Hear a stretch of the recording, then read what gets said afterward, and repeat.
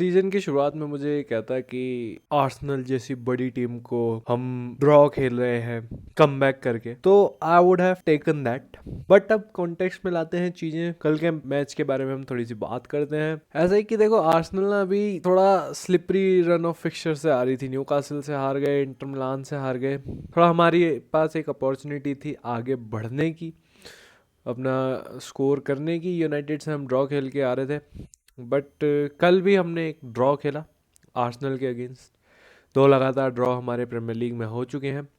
And देखो, ऐसी कोई क्राइसिस वाली सिचुएशन नहीं है कि भाई हाय तौबा त्राहिमाम हो गया हो। यहाँ पे we are on the right track. बस एक चीज़ है कि भाई क्लियर इनएक्सपीरियंस दिखता है यहाँ पे प्लेयर्स की तरफ से एंड इवन मैनेजर्स की तरफ से। मेरे हाथ में चोट लग गई है कल, तो माइंड ना करें। इनएक्सपीरियंस साफ दिखता है। जैसे कि अगर यही मैच हम ट्रेल कर रहे हो सपोज ब्राइटन से या किसी छोटी टीम से, मरेस्का यहाँ पे सारे अटैकिंग सब ले आते, और ये चीज उन्होंने कल नहीं करी क्योंकि थोड़ा सा सेफ हो रहे थे वो आर्सेनल के खिलाफ, विच इज गुड क्योंकि 2 सीजन से वो टाइटल चेस कर रहे थे। ऑलमोस्ट सिटी को 2 बार बहुत ही क्लोज टाइटल रेस दी है। बट एक एडवेंचरस मैनेजर बड़े मैचेस में नहीं दिखते हैं। मरेस्का प्राग्मेटिक हो जाते हैं, थोड़ा सेफ खेलने लग जाते हैं। मैच की बात करते हैं। मैच शुरू हुआ, 15 मिनट हमें मैच समझने में लग गए कि भाई आर्सेनल कैसे खेल रही है। आर्सेनल को पढ़ने में लग गए। और एक बात ये अच्छी है कि हम इन गेम मैनेज कर लेते हैं चीजें, जो कि कल हमें करा।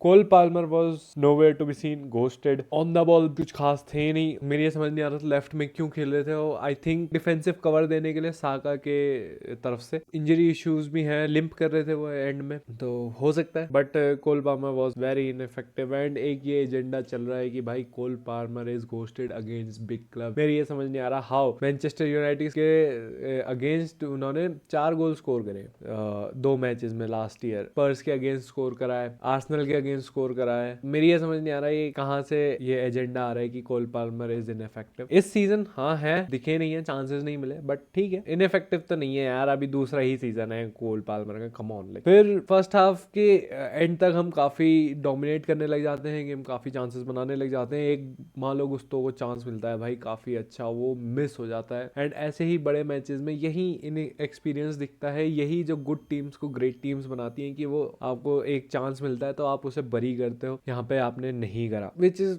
होना चाहिए था। वो चांस लेना चाहिए था, मान लो गुस्तो को नीचे हेड करना चाहिए था, नीचे एम करना चाहिए था बॉल के लिए। बट बहुत ही गंदा साउंड कर रहा है ये, I know, but you know what I am saying कि उन्होंने ऊपर से मार दी पोल के। फिर सेकंड हाफ में आते हैं, हम अगेन डोमिनेट कर रहे होते हैं पूरी तरीके से। हम गेम बम्बार्डिंग चालू हो जाती है, क्रॉसेस देने लग जाते हैं। एक अच्छा रन ऑफ प्ले आता है हमारा, जहाँ पे हम पूरी तरीके से आर्सेनल को डोमिनेट करते हैं। उसी against the run of play एक आर्सेनल का गोल आता है, जहाँ पे 3 गलतियां होती हैं, 3। ठीक है, सबसे पहले लोमियो लाविया बॉल लूज कर देते हैं, नोनी माडोए के ट्रैक बैक नहीं करते, कोई डिफेंसिव अवेयरनेस नहीं होती, डिफेंसिवली हम स्विच ऑफ हो जाते हैं। ये दूसरी मिस्टेक है। तीसरी मिस्टेक जो है भाई, वो रॉबर्ट सैंचेज नियर पोस्ट में कैसे गोलकीपर बीट हो रहा है भाई। अब यहाँ पे रॉबर्ट सैंचेज का क्रिटिसिज्म ये आता है कि भाई अगर ये बंदा हमारा गोलकीपर है तो we would not win anything major. मतलब अगर हम टाइटल चेस करना है, ग्रेट टीम बनना है, तो रॉबर्ट सैंचेज से नहीं हो पाएगा। एक न एक गलती उनकी हर मैच में होती है, एक गलती वो हर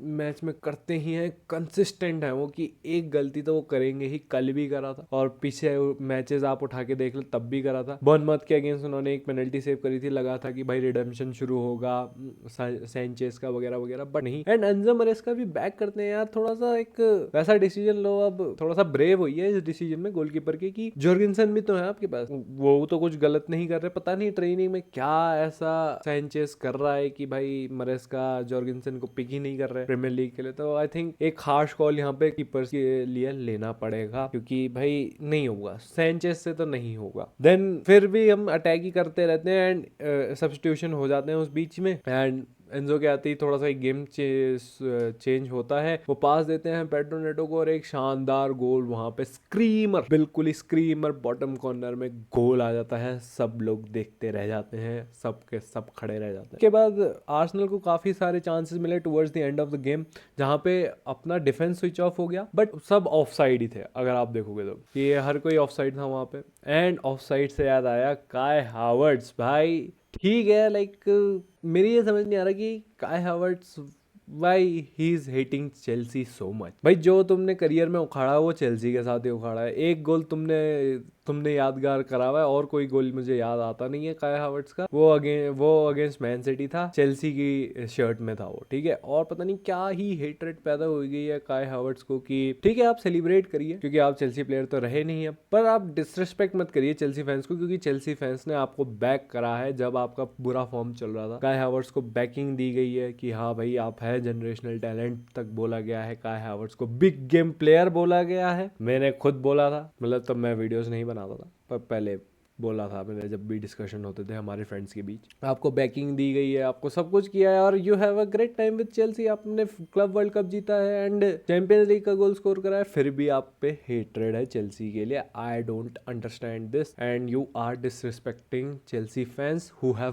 backed you when you were out of form. And यहाँ पे मैं फिर अब थोड़ा प्लेयर्स की बात करता हूँ। भाई डिफेंसिवली तो हमारा कुछ ना कुछ ऐसा हो जाता है कि भाई हम स्विच ऑफ हो ही जाते हैं, मिस्टेक्स करते ही हैं, एंड कीपर तो है ही हमारा मिस्टेक्स करने के उसमें माहिर। तो डिफेंसिवली हमें सॉलिड होना पड़ेगा। आर्सेनल को आप चांस नहीं दे सकते। एंड आर्सेनल के एंड हाँ सेकंड हाफ में एक और चांस आया था, मडवेकी ने क्रॉस करा था एंड फफोना ने ओवर द बार हिट कर दिया था। ये दो ही क्लियर कट चांसेस थे। इसके अलावा कल हमने सिर्फ इंडिविजुअल ब्रिलियंस की वजह से हमने ये मैच निकाल लिया अगेन। कॉलविल का कल फर्स्ट हाफ तो बहुत ही बुरा था, सेकंड हाफ में भी बहुत शेकी थे, और येलो कार्ड लेने के बाद यार क्या रिएक्शन देते हैं यार। एक लीवाई कॉल मेरी समझ नहीं आता, जबकि क्लियर टैकल था, क्लियर फाउल था, ठीक है। और फिर फफोना जो कि पहले मैचेस में शेकी लग रहे थे, कॉलविल सॉलिड लग रहे थे, कल कॉलविल थोड़े शेकी थे, फफोना काफ़ी सॉलिड लग रहे थे। एक दो बार उन्होंने काफ़ी अच्छी बॉल भी ड्राइव करी। देन मिडफील्ड में गुस्तो डिफेंसिवली ठीक थे,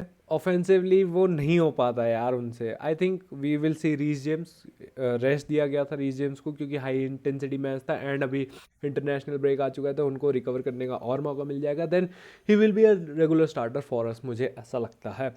कुकुरेला सॉलिड भाई, सॉलिड, एब्सोल्युटली पॉकेटेड। साका को कुछ करने नहीं दिया, एक भी ड्रिबल पास नहीं हुए। आई थिंक हर एक डुअल जीता उन्होंने, ये ऐसे कुछ टाइट मैंने देखे थे, I am not sure, but हाँ ऐसा ही कुछ था, तो बढ़िया है भाई।